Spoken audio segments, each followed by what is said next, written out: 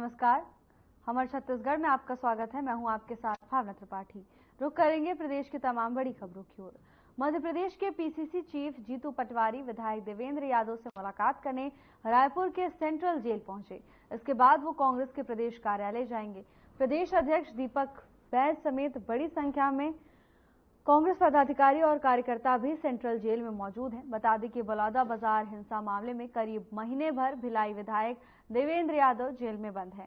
इस दौरान जीतू पटवारी ने कहा कि 2023 में जिस भावना से छत्तीसगढ़ में बीजेपी की सरकार को चुना गया, मोदी की गारंटी को लेकर लोगों के बीच में गए थे। पिछले 8 महीने में एक भी काम उस भावना से नहीं हुआ। छत्तीसगढ़ में तानाशाही बदलापुर चल रही है, जिसकी वजह से देवेंद्र यादव जेल में हैं।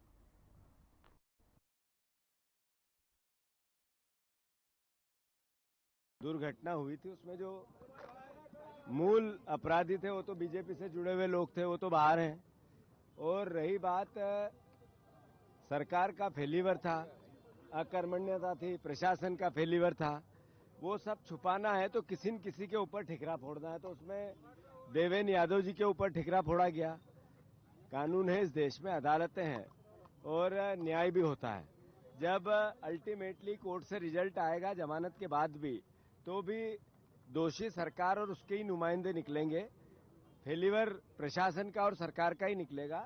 जहां तक देवेंद्र का प्रश्न है, ये कांग्रेस पार्टी के विचार और उसके ब्लड को जीने वाला व्यक्ति है। कांग्रेस पार्टी की वो विचार जिसमें देश की एकता, अखंडता और देश की आजादी के लिए शहादत देने वाले विचार का व्यक्ति है। हम जब जेल से मैं बाहर आ रहा था तो 3 पट्टिकाएं लगी है जिसमें स्वतंत्रता संग्राम सेनानियों के नाम अंकित है। तो मैं मानता हूं उस विचार को जीने वाले लोग हैं हम। तो अल्टीमेटली सरकार अपनी जगह और कानून पे हमें न्याय भरोसा है।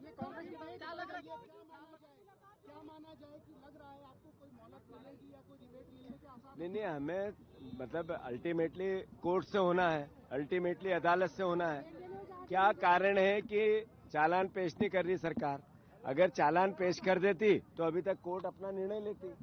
जहां तक प्रश्न इस बात का है कि 90 दिन होने वाले हैं 12 तारीख को, तो अल्टीमेटली जब कोर्ट सुनेगी और जमानत भी देगी और न्याय भी करेगी, तो कोई डर नहीं है, कोई परेशानी नहीं है। जरूर ये है कि अपराधियों को छोड़ा गया है और ठिकरा देवेंद्र के ऊपर फोड़ने की कोशिश की गई है। पर जनता जानती है, पब्लिक जानती है और शायद आप लोग भी जानते हैं, मीडिया भी जानती है कि असली बात क्या है। नहीं, बात इतनी है कि लॉ कहता है कि परिवार को हफ्ते में 2 बार मिलने दिया जाना चाहिए, पर उसमें परेशानियां खड़ी होती हैं। मैं मानता हूं कि सारी परेशानियों से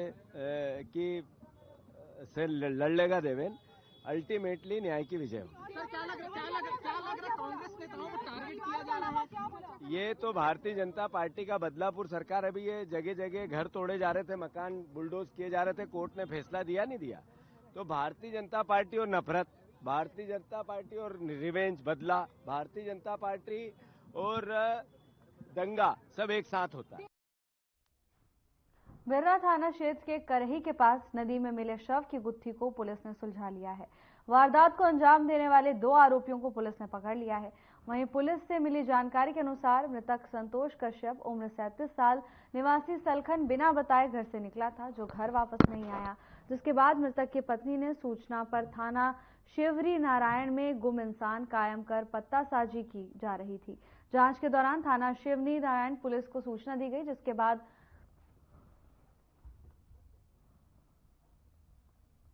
सूचना पर थाना बिर्रा में मर्ग कायम कर जांच पंचनामा कार्रवाई में लिया गया, जिसकी पहचान मृतक संतोष कश्यप के रूप में हुई। तो वहीं घटना को अंजाम देने वाले दोनों आरोपियों को जेल भेज दिया गया है।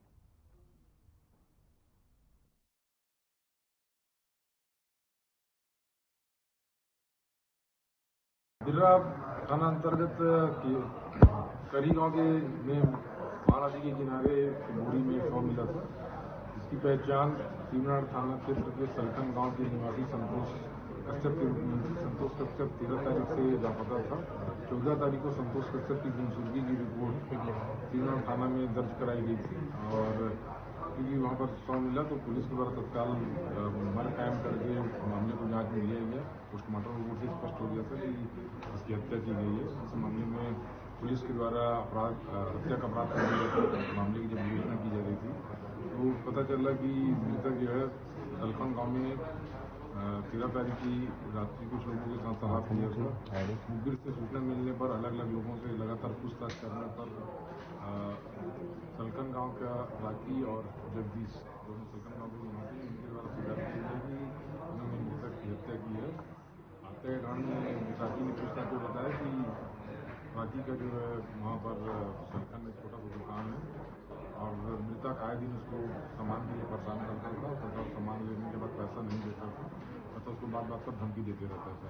इसी बात से क्षुब्ध होकर वो 13 तारीख को करीब 9 बजे मृतक शराब पिलाकर अपनी दुकान से लगभग 100 मीटर दूर ले गया तथा अपनी दुकान में रखे दराती से उसके गले पे ताबड़तोड़ वार किए जिससे मृतक की मौके पर ही मौत हो गई। इसके पश्चात अपने साथी जगदीश कपूर के साथ मिलकर वो मृतक के शव को एक बोरी में भरकर मोटरसाइकिल से गाँव अलग अलग गाँव से होते हुए सियादेवी गाँव पहुँचा और सियादेवी गाँव में कुल हसदेव नदी के पुल से उसने बोरी को हसदेव नदी में फेंक दिया जो बाद में गेरा थाना क्षेत्र के करीब।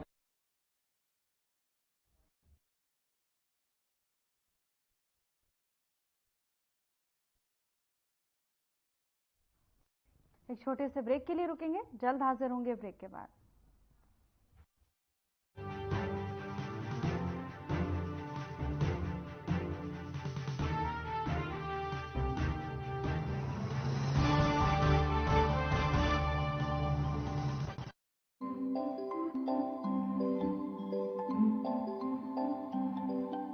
सूरज की किरणें जरा जगमगाई, खिड़की से छनकर हवा सरसराई, आंगन में चिड़िया कोई चहचहाई, भीतर से गुड़िया मेरी दौड़ाई,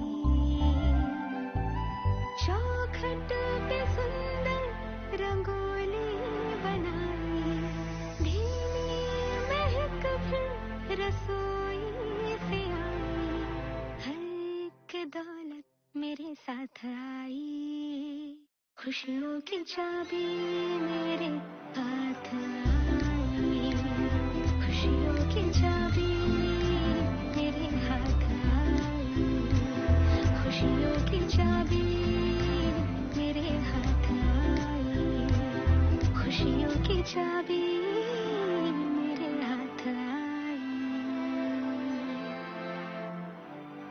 प्रधानमंत्री श्री नरेंद्र मोदी की थी गारंटी, छत्तीसगढ़ को खुशहाल बनाएंगे।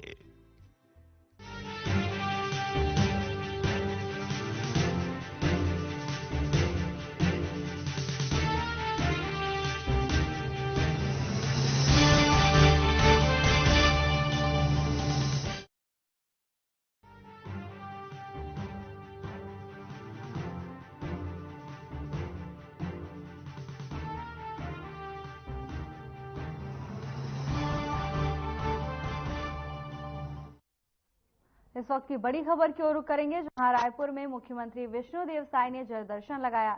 जनदर्शन में बड़ी संख्या में लोग पहुंचे। सीएम ने लोगों से मिलकर उनकी समस्याएं सुनी और अधिकारियों को निराकरण के निर्देश दिए हैं। इस वक्त की बड़ी खबर, जहां रायपुर में सीएम ने जनदर्शन लगाया। जनदर्शन के दौरान भारी संख्या में लोग अपनी समस्याओं को लेकर मुख्यमंत्री के पास पहुंचे। लोगों की समस्याएं सुनने के बाद मुख्यमंत्री ने अधिकारियों को जल्द से जल्द समस्याओं के निराकरण करने के निर्देश दिए हैं। जनदर्शन में भारी संख्या में लोगों की भीड़ दिखाई दी, तो वहीं मुख्यमंत्री ने सभी की समस्याएं सुनी। इसके साथ ही अधिकारियों को भी निर्देश दिए हैं कि जल्द से जल्द सभी समस्याओं का निराकरण कर दिया जाए।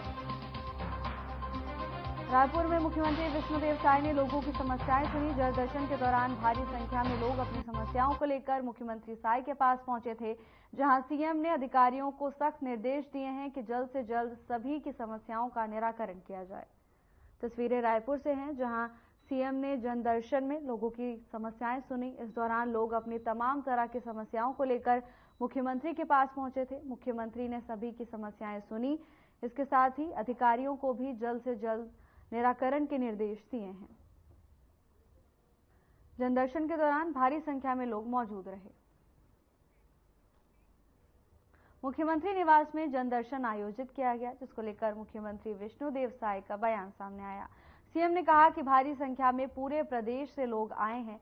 ज्यादातर बीमारी के इलाज के लिए आर्थिक सहयोग, स्वेच्छा अनुदान और विभिन्न तरीके की समस्याएं लेकर पहुंच रहे हैं। इसके साथ ही उन्होंने कहा कि जो तत्काल में समाधान किया जा सकता है वो हम कर रहे हैं। कुछ दिव्यांगों को ट्राईसाइकिल भी दी गई है। तो वहीं वन नेशन वन इलेक्शन को लेकर भी सीएम साय का बयान सामने आया। उन्होंने कहा कि देश के प्रधानमंत्री को धन्यवाद देना चाहेंगे। उनके दूरदृष्टि का परिणाम है। देश को बहुत लाभ होगा, समय की बचत होगी, खर्च की बचत होगी। बार बार चुनाव होता है, आचार संहिता लगती है, विकास भी रुकता है। अगर लोकसभा विधानसभा का चुनाव एक साथ संभव होगा तो देश को बहुत बड़ा लाभ होगा।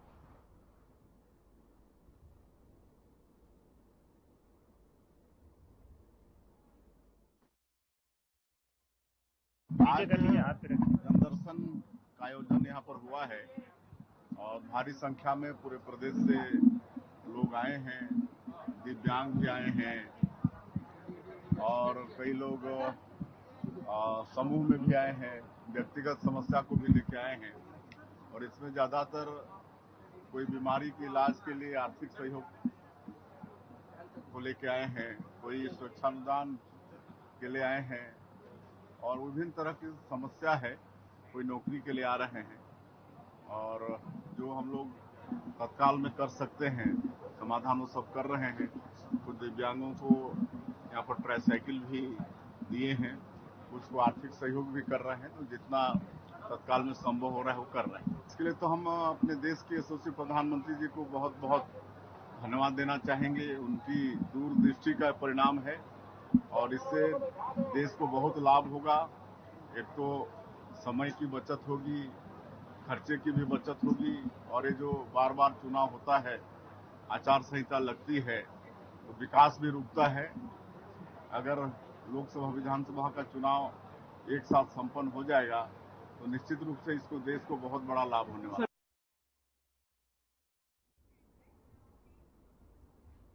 गरियाबंद में प्रभारी मंत्री ने समीक्षा बैठक में कहा कि जिले में मादक पदार्थों की अवैध बिक्री हो रही है। चंद घंटों में देवभोग पुलिस ने 2 अंतर्राज्यीय तस्करों को गिरफ्तार कर लिया। इसके साथ ही 15 किलो गांजा भी बरामद किया गया। देवभोग पुलिस ने ओडिशा सीमा पर स्थित खुटगांव चेक पोस्ट के पास 2 अंतर्राज्यीय तस्करों को 14 किलो 750 ग्राम गांजे के साथ गिरफ्तार कर कोर्ट में पेश किया गया। तस्कर तोशन खान और अजबूर खान दोनों यूपी के बागपत के खेखरा थाना क्षेत्र के रहने वाले हैं।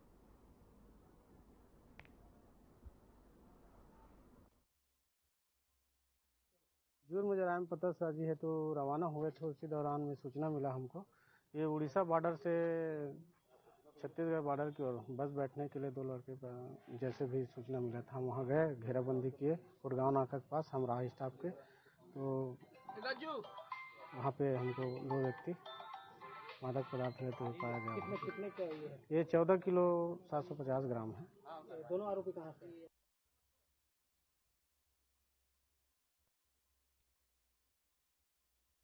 खबर पंखाजुर के ग्राम पंचायत जयदेवपुर पीवी के 87 का मामला है, जहां ग्रामीणों ने पंचायत सचिव पर गंभीर आरोप लगाए। सचिव वासुदेव डे द्वारा प्रधानमंत्री आवास योजना का लाभ दिलाने हेतु ग्रामीणों से 5-5 हजार रुपए दिलाए गए, जिसकी शिकायत मिलने पर शिवसेना महिला मोर्चा की प्रदेश सचिव संत यूके ने ग्रामीणों के साथ एसडीएम कार्यालय पहुंचकर एसडीएम को जांच और उचित कार्रवाई करने के लिए ज्ञापन सौंपा।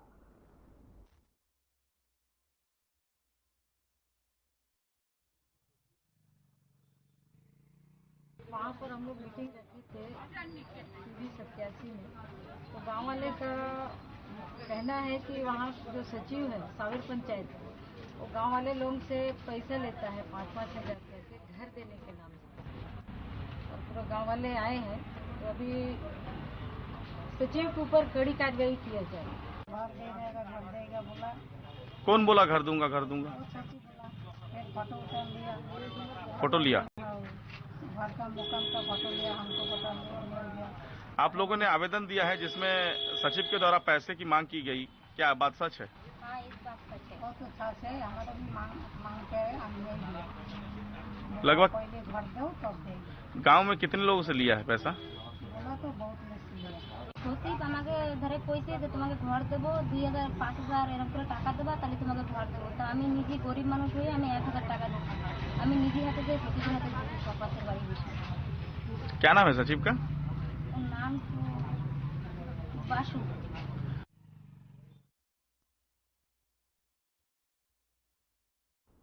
छत्तीसगढ़ सर्वे आदिवासी समाज ने राज्य भर में आदिवासी समुदाय पर हो रहे अत्याचार और उत्पीड़न के खिलाफ सिरसार भवन के समीप धरना प्रदर्शन किया।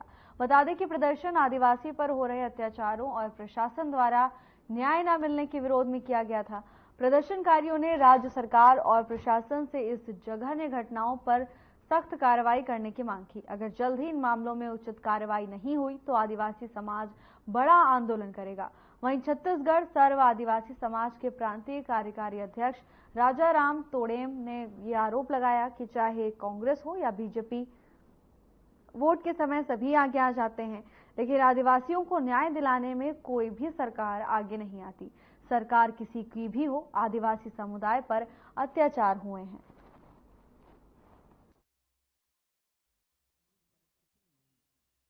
अगस्त के जो बीजापुर जिले में बीजापुर ग्राम बस्ती के अंदर में समझिए जो सरस्वती कड़ियामी की जो निर्मम हत्या की गई है, उसके हत्यारे को जो है ना पुलिस आज तक पकड़ नहीं पाई। उसी के लिए जो है जो हत्यारों को जल्दी से जल्दी पुलिस पकड़े, उस बात को लेके हम आज जो है छत्तीसगढ़ सर्व आदिवासी समाज के माध्यम से आज की ये जो धरना है आदिवासी अत्याचार उत्पीड़न को लेकर बस्तर संभाग के साथ पूरे छत्तीसगढ़ में की जा रही है और बड़ी दुर्भाग्य है कि हमारे बस्तर संभाग के अंदर ये 2 महीने में जो घटनाएं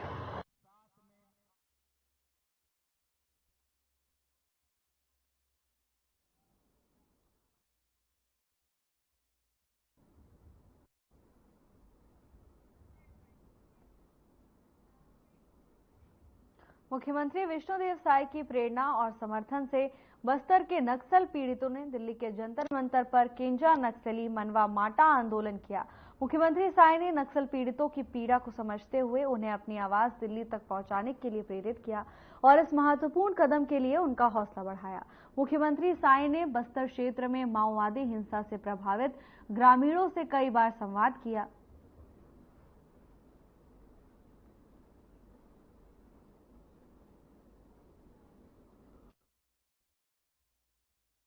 मेरा नाम महादेव रूदी है। मैं ग्राम राजामुंडा का हूँ, जिला सुकमा। मैं दंतेवाड़ा गया था, वहाँ से वापसी समय बस में ब्लास्ट हो गया आईडी, तो मेरा एक पैर चला गया है। अभी हम लोग इतना कष्ट में जी रहे हैं कि कुछ वजन चीज़ भी नहीं उठा पाएंगे, बहुत तकलीफ जाता है।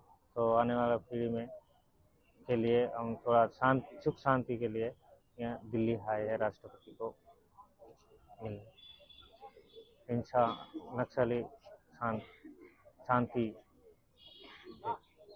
बोलने के।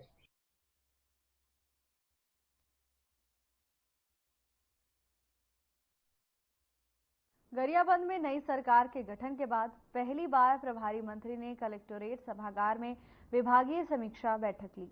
बैठक में हितग्राही मूलक योजनाओं के क्रियान्वयन पर प्रभारी मंत्री ने जहां जिला प्रशासन की पीठ थपथपाई, तो वहीं निर्माण कार्य की रिपोर्ट देख मंत्री का पारा चढ़ गया। सड़क भवन पुल पुलिया के निर्माण में बिछड़ चुके पीडब्ल्यूडी के ईई को लताड़ा, तो वहीं मुख्यमंत्री जतन के काम में रायता फैलाने वाले आरईएस के अफसरों की भी खिंचाई कर दी। जल जीवन मिशन की रिपोर्ट पर भी मंत्री ने पीएचई अफसर की क्लास ले ली। जिले में हो रहे अवैध रेत खनन, बिक्री हो रहे मादक पदार्थों पर नाराजगी भी जताई, तो वहीं सख्ती बरतने के निर्देश दिए।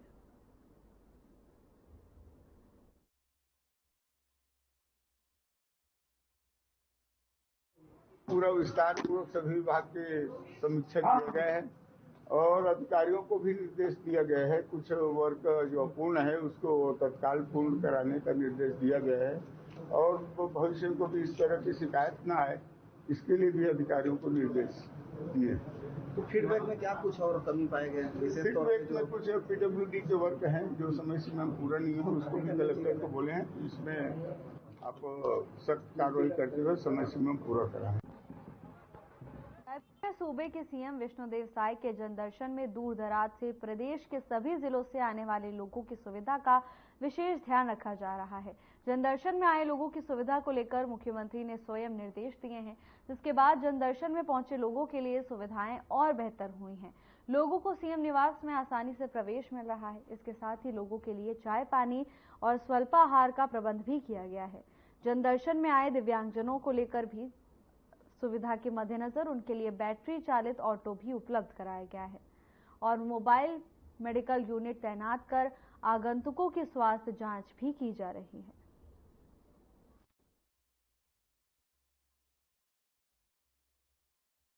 विष्णुदेव साय ने जनदर्शन कार्यक्रम के दौरान लोगों की समस्याएं सुनी, तो वहीं जनदर्शन के दौरान आने वाले लोगों की सुविधाओं को लेकर भी मुख्यमंत्री ने बेहतर सुविधाएं उपलब्ध कराई। इस दौरान दिव्यांगजनों के लिए बेहतर सुविधा उपलब्ध कराने के लिए ऑटो का इंतजाम भी किया गया। रायपुर में मुख्यमंत्री विष्णुदेव साय ने जनदर्शन के दौरान लोगों की समस्याएं सुनी, तो वहीं अपनी समस्याओं को लेकर जनदर्शन में पहुंचने वाली आम जनता का भी मुख्यमंत्री ने खूब ख्याल रखा। दिव्यांगजनों के लिए विशेष सुविधाओं का इंतजाम किया गया, तो वहीं लोगों के लिए चाय पानी और स्वल्पाहार की व्यवस्था भी की गई थी।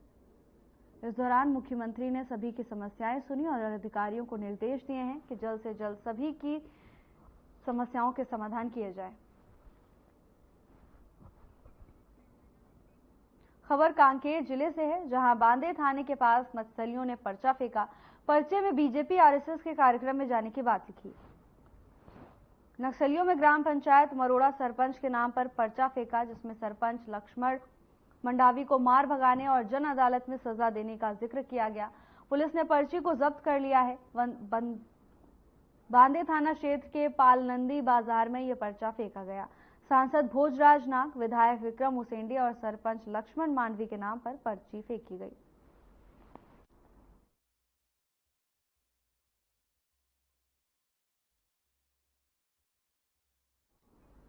गरियाबंद में उदंती सीता नदी अभयारण्य के कोर इलाके में बसने वाले 51 गांव के सैकड़ों लोगों ने गरियाबंद में एकत्रित होकर अभयारण्य कार्यालय का घेराव कर दिया। इस प्रदर्शन में बड़ी संख्या में महिलाएं भी शामिल थीं। राष्ट्रीय बाघ संरक्षण प्राधिकरण ने रिजर्व फॉरेस्ट के कोर इलाके से विस्थापन की आरंभिक प्रक्रिया शुरू कर दी है, लेकिन अभयारण्य के भीतर बसे ग्रामीण विस्थापन नीति का पुरजोर विरोध कर रहे हैं। ग्रामीणों ने कहा कि विभाग द्वारा दी जा रही पर्यावरण सुरक्षा के दायित्वों का वो पूरे ईमानदारी से निर्वहन कर रहे हैं। जंगल व जमीन में हजारों सालों से बसे हैं, वैसे में वो कभी उसे खाली नहीं करेंगे। ग्रामीणों ने कहा कि विस्थापन की प्रक्रिया रोकी नहीं गई तो वो आगे चलकर उग्र आंदोलन करेंगे। इधर विभाग ने दो टूक ये कह दिया है कि विस्थापन ग्रामीणों या ग्राम सभा की सहमति से ही होगा, इसमें कोई जोर जबरदस्ती नहीं की जाएगी। डीसीए ने एक पत्र जारी किया 19 दिन 2024 को, जिसमें विस्थापन नीति का खुल करके विरोध किया जा रहा है। आज 51 गांव के लोग यहां पे पहुंचे हुए थे जो कोर जोन में होते हैं, उदंती सीता नदी टाइगर रिजर्व के अंतर्गत में। सीधा सा बात है कि हम लोग जो है वहां से हम लोग हटना नहीं चाहते हैं। हमारा बसाया जंगल, हम वहाँ के रहवासी, हम वहाँ के मूल निवासी हैं। तो सीधा सा एक बात है कि हम लोग जंगल नहीं छोड़ेंगे, हम लोग गाँव नहीं छोड़ेंगे। एनटीसीए को जो पत्र जारी किया है वो विस्थापन नीति का हम लोग खुल करके विरोध करते हैं और विस्थापन नीति जो लाया है उसको वापस लिए हमारी मांग है। आज का ट्रेलर है, पिक्चर अभी बाकी है। निश्चित तौर पे आने वाले दिनों में हम लोग खुल करके विरोध करेंगे। आज हम लोग सांकेतिक रूप से हम लोग ज्ञापन दिए हैं और देख लेंगे उसको। अगर मान लो ज्ञापन जो दिए हैं सकारात्मक परिणाम अगर नहीं निकलेगा तो आने वाले दिनों में हम लोग सड़क से लेकर के सदन तक हम लोग लड़ाई लड़ेंगे। यहाँ से जाना नहीं चाहते, लेकिन क्या करोगे कि 2024 को 19 जून को जो एनटीसीए भारत के वन पर्यावरण मंत्रालय के द्वारा एक गाइडलाइन जारी किया गया है। राज्य सरपंच जो नीति है एनटीसीए का वो बहुत गलत है, जो कि पुराना ही है वो व्यवस्थापन नीति। उसलिए जो व्यवस्थापित हो चुका है, जो परिवार हमारे जो अपने जो भारत के अलग अलग राज्य से टाइगर रिजर्व से, उसका जो स्थिति अभी भी दयनीय स्थिति है। ताकि हम ये चाहते हैं कि हम यहाँ से पुनर्वास नीति के तहत भी नहीं जाएंगे, ताकि हम पहले ये उनके मेजर जो डाउट उनका था कि उन्हें लग रहा है कि उनको शासन जो है फोर्सफुली जो है विस्थापन डिस्प्लेस कर रहा है कोर एरिया से। तो ऐसा नहीं है। उसमें जो एनटीसीए के जो गाइडलाइंस है उसमें स्वेच्छा से अगर ग्रामीण जन चाहें जो कोर एरिया में बसे हैं, अगर वो स्वेच्छा से विस्थापित होना चाहें तो स्वेच्छा से जो है विस्थापित उनको किया जा सकता है। तो वही चीज उनको समझाई है। शासन का मुख्य उद्देश्य जो है उनको विस्थापित करना नहीं है, बल्कि जो मानव वन्य प्राणी द्वंद्व की जो फिलहाल के लिए बस इतना ही। जल्द हाजिर होंगे नई अपडेट्स के साथ। नमस्कार।